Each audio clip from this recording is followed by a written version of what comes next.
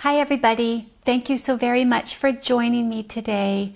My name is Sharon and I am here with Fernando and we are talking about something very special this week. We're still talking about animals, but we are talking about ocean animals. So you know what Fernando and I did? Fernando had a great idea. And this is our way to show you that we're talking about ocean animals. Fernando wanted to pretend to be a shark, lurking through the water. Hungry shark, gulp, gulp, gulp. But more on that in a little while. We just wanted to make sure you saw that prop in case you hear the crinkling of the tinfoil we used to make the prop. We just wanted to have a little bit of fun with our new theme on ocean animals. So I bet you've been to the beach before, and maybe it was the beach to the ocean, and maybe you walked along the beach and saw different things like crabs and shells, and sometimes you can see jellyfish when you're walking along the docks at the ocean or along an ocean pier. All kinds of ocean critters that live in the ocean, that's for sure. Let's start by just introducing our wonderful word of the week. And I've got another vocabulary picture to show you as well. Here is our wonderful word of the week, and this is underwater. Underwater. So in this photo, you can see there's a person that's got a special snorkeling mask on, wearing special fins, and that's so that they can go under the water and look at all of the beautiful creatures that are swimming below the surface of the water. All kinds of different animals, angelfish, sharks, octopus, jellyfish, clownfish.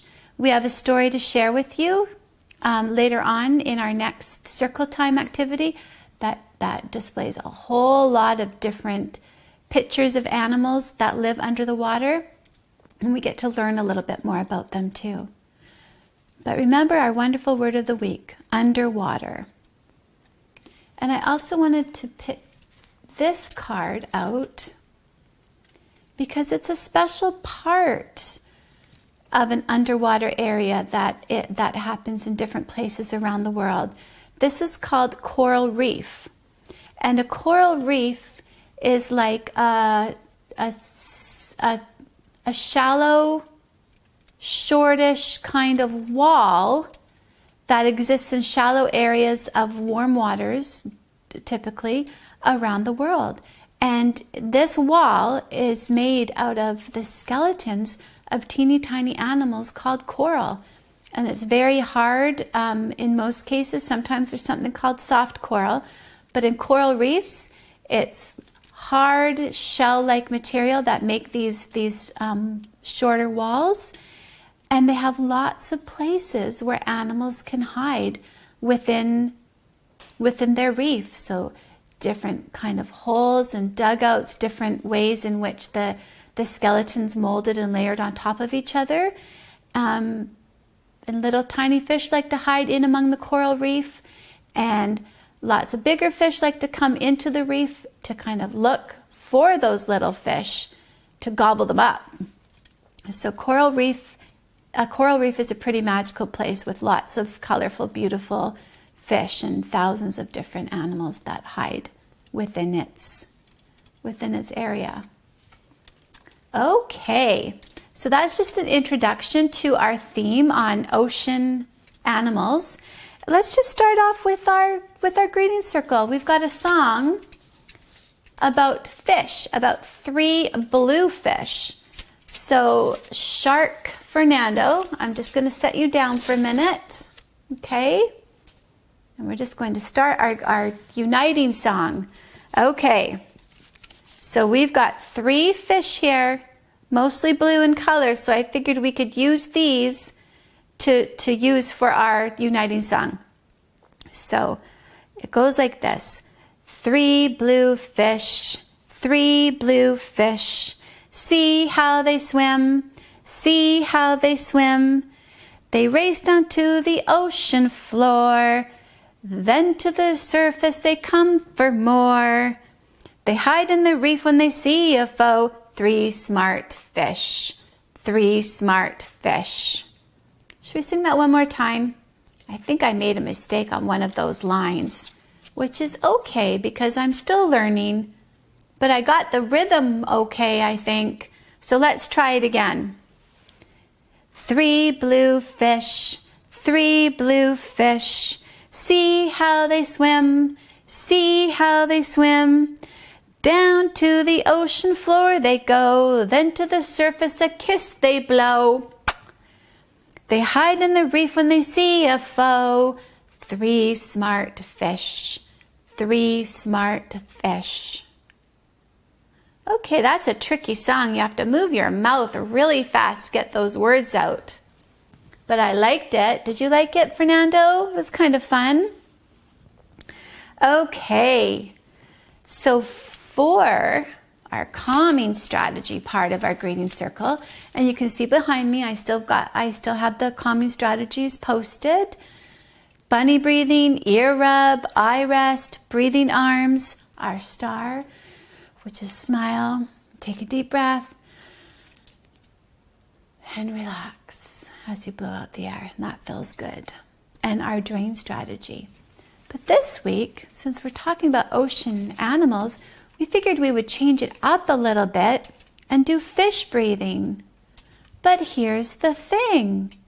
Fish don't breathe in air like we do.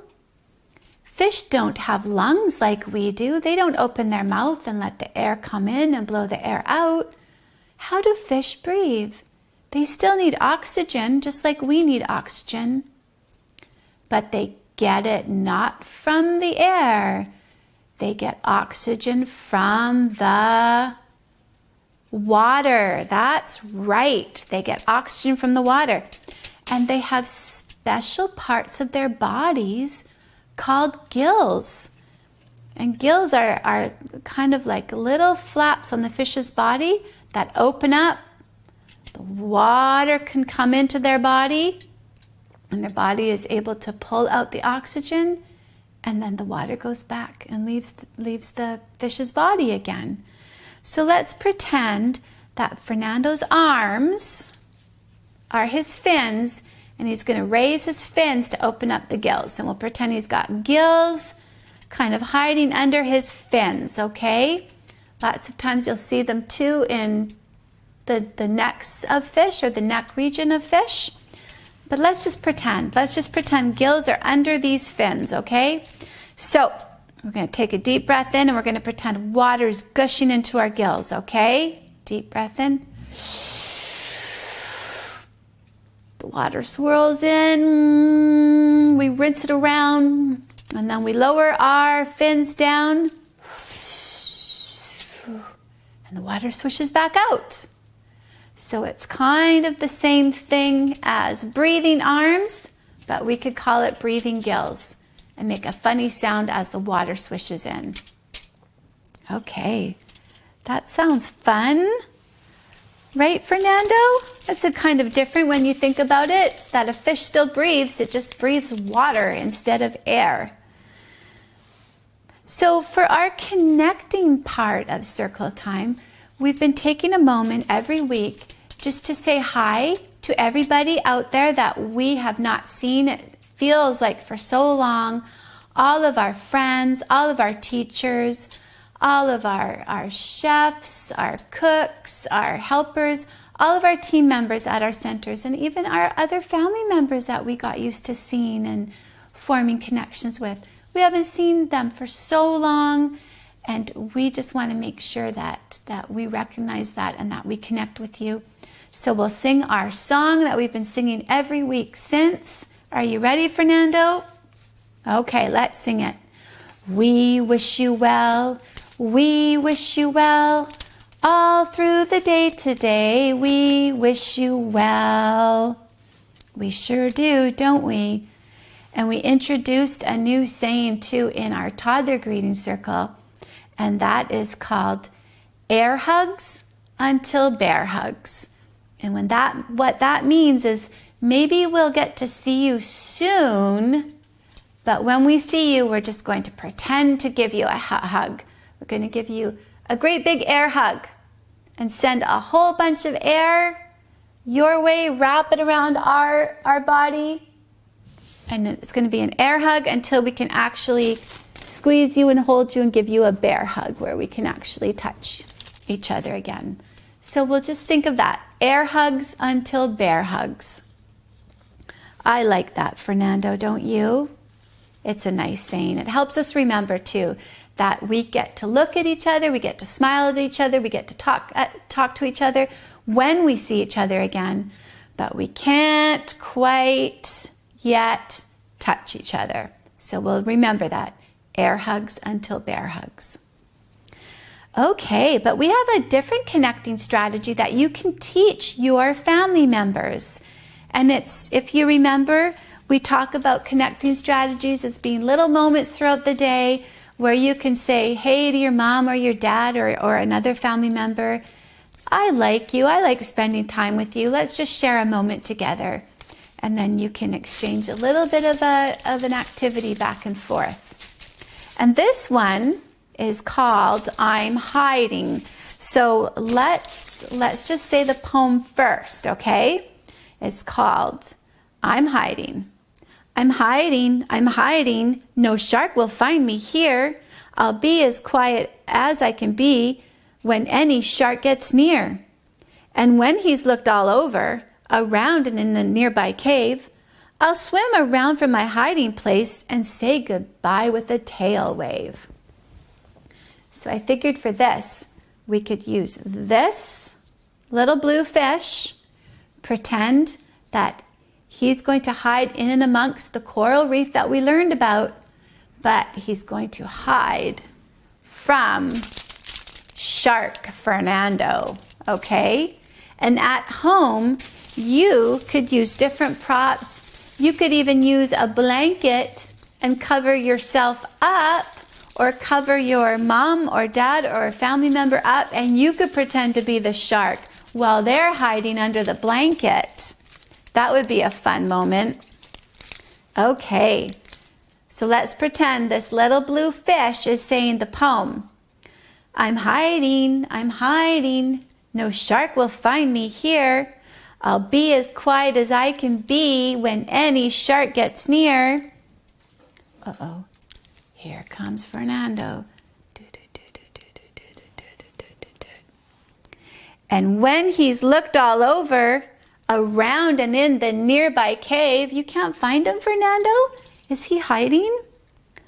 I'll swim out from my hiding place and say goodbye with a tail wave. Oh, he fooled the shark. Just like I said, coral reefs have lots of small little crevasses and cracks and holes and hiding places. And these little fish can go and hide in those places and wait for Fernando sharks to disappear. Right, Fernando? That's right. Okay, let's do our morning message. It's a fun one this week. It's a bit of a tricky one too, but let me pull out my whiteboard and let's listen to the message. It's got one sound in it. The morning message is, Wally the whale flipped his tail. Much like that blue fish waved goodbye with his tail. Like that. Here's the morning message again. Wally the whale flipped his tail. Okay, let's clap out the syllables like we always do. Wally the whale flipped his tail. So most of those words have one syllable, one pop of sound, but the first one has two pops. Wally. Let's tap out the words, okay, Fernando? Wally, the whale, flipped his tail. Wally the whale flipped his tail. Okay, I've got my marker. Let's print out that sentence. Ready? Wally, the whale, flipped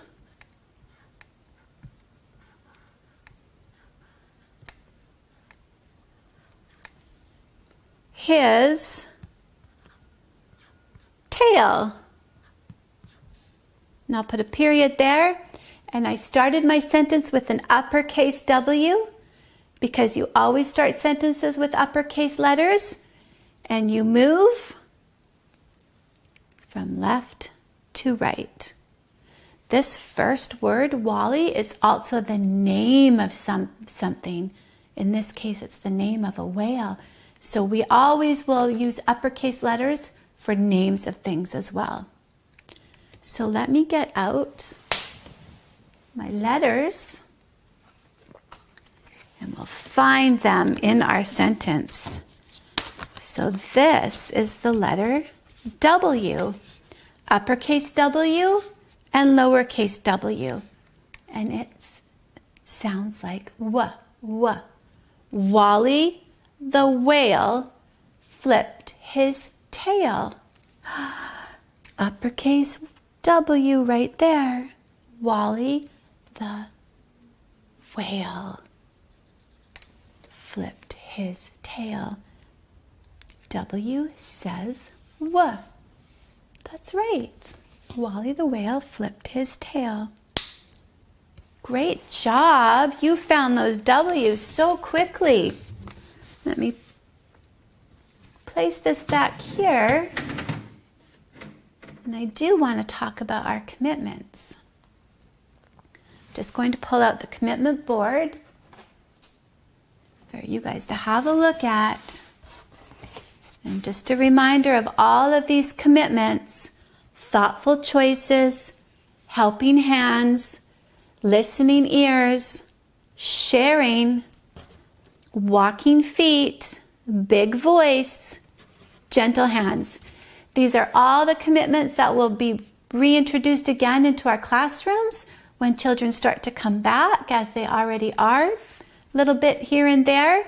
But they're also commitments that you can also use at home.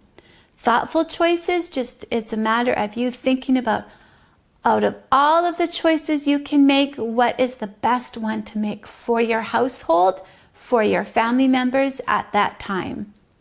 So I've often used the example of if you come into a room and somebody's on the phone or somebody's on Zoom, maybe mom or dad or another family member has an important job that they still need to do, even while we're all in the same space. So a thoughtful choice would be to make sure you're being quiet during that conversation. Helping hands, you could help to clean up your toys at home. You can help to clear the dishes from the table. You can even help clean up the bathroom and pick up your clothes and put your clothes in the hamper. All sorts of things. You can use listening ears when a family member asks you to do something, and you can share with your siblings for sure. All sorts of wonderful commitments that you can make. You just need to choose one and make that a commitment for the day. Okay? So as we always close our circles, I get my Safekeeper box out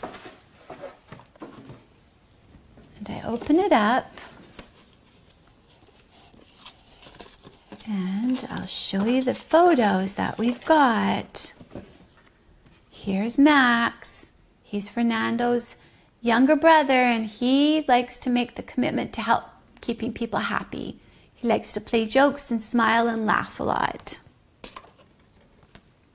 And Fanny definitely likes to make thoughtful choices, and she definitely likes to show little Lily, the baby sister, role modeling activities, and she likes to make sure that she's being a helpful person so that Lily learns to be a helpful person and a kind person. And there's Lily. And Lily's learning. She's learning from all of her siblings. And here's Fernando. And Fernando, what commitment did you decide on this week? You decided to use your helping hands, right? Yeah. So Fernando's going to make an extra effort and try extra hard to remember to clean up his toys, to put his clothes away, to put his coloring and his drawing away, and to help his mom and dad and family members clean up after meal times. So that is Fernando's commitment. And maybe you guys could think of a similar commitment. I'm going to put Fernando safe back into our safekeeper box, and I am going to commit to helping keep my household safe and keep the family members in my household feeling happy and feeling loved. And I'm going to make those efforts to be a kind person, because that also makes me feel better inside too. Okay. So shall we say goodbye for now, Fernando? Okay. Ready? 1, 2, 3. Goodbye, my sharks. Goodbye. Goodbye, my whales. Goodbye. Goodbye, my crabs. Goodbye, my dolphins. Goodbye, my oysters. Goodbye. Goodbye. See you next time, friends, when we'll learn even more about ocean animals. Bye for now.